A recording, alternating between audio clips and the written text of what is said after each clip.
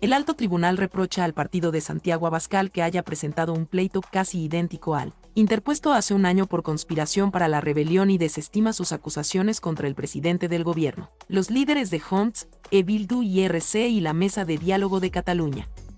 El batacazo de las últimas elecciones generales cerró a Vox la puerta de los recursos masivos ante el Tribunal Constitucional, y el partido de Santiago Abascal giró el timón hacia el Tribunal Supremo, donde acaba de sumar un nuevo fracaso.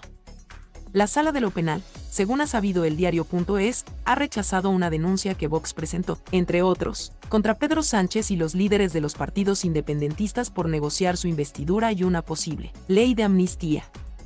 Los jueces reprochan a la extrema derecha que haya presentado una acción penal prácticamente idéntica a la que ya inadmitieron en febrero. Vox presentó esta nueva denuncia el pasado 16 de octubre por delitos de conspiración para la rebelión, pero también por prevaricación, cohecho y malversación de caudales públicos.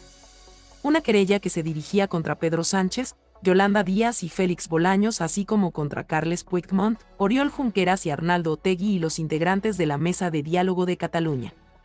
Les acusaba de buscar la subversión del orden constitucional y asegurar la impunidad absoluta en caso de ejecutar la separación de Cataluña del resto de España. La denuncia de Vox reconocía que ya habían presentado otra similar el año pasado, pero que había cosas nuevas que investigar, reuniones entre PSOE y Bildu, el compromiso del PSOE de sacar adelante una ley de amnistía para los encausados del proceso independentista catalán y las reuniones de Yolanda Díaz y dirigentes del PSOE con los independentistas catalanes. El documento fue interpuesto un mes antes de que Sánchez fuera investido presidente del gobierno con 179 votos a favor y antes también de la futura ley de amnistía fuera registrada en la Cámara Baja, por lo que la respuesta del Supremo sobre ese aspecto es limitada. El contenido de esas negociaciones se desconoce, afirma el auto, y decidir si son o no ilegales es algo que rebasa las competencias del tribunal.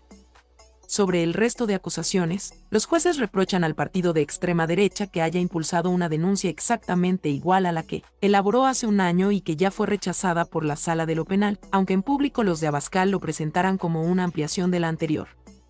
La denuncia se funda básicamente en idénticos hechos, dicen los jueces para remitirse a su auto del pasado mes de febrero. En ese auto, los mismos jueces fueron claros al acusar a Vox de plantear un delito de conspiración contra la rebelión contra el presidente basándose en conjeturas y tratando de combatir por lo penal la política gubernamental. No existe base alguna, mínimamente sólida, dijo entonces el Supremo, para sostener una acusación por conspirar para la rebelión. Rechazada 4 días antes. El auto con el que el Supremo rechazó esta denuncia fue firmado el pasado 10 de noviembre. 4 días antes de que Santiago Abascal y la plana mayor de Vox compareciera en el Tribunal Supremo para anunciar una nueva querella contra Sánchez por cohecho y pedir, sin éxito, que los debates de investidura fueran suspendidos de forma urgente. En esa comparecencia, el líder de Vox depositó su confianza en el Supremo pero omitió decir que, unos días antes, ese mismo tribunal había rechazado una denuncia similar. El Tribunal Supremo todavía tiene que decidir si admite o no a trámite esta querella impulsada por la extrema derecha para analizar por lo penal la investidura del presidente del gobierno. La Fiscalía, según ha sabido este periódico, prepara un informe para solicitar su rechazo, como en ocasiones anteriores. Lo que no aceptó el Supremo fue la petición de Vox de suspender el debate de investidura de Sánchez de forma cautelarísima, sin ni siquiera dar traslado a la Fiscalía y la Abogacía del Estado para que se pronunciaran. El partido de extrema derecha se ha encontrado en los últimos meses sin una de sus mayores armas electorales, los recursos ante el Constitucional.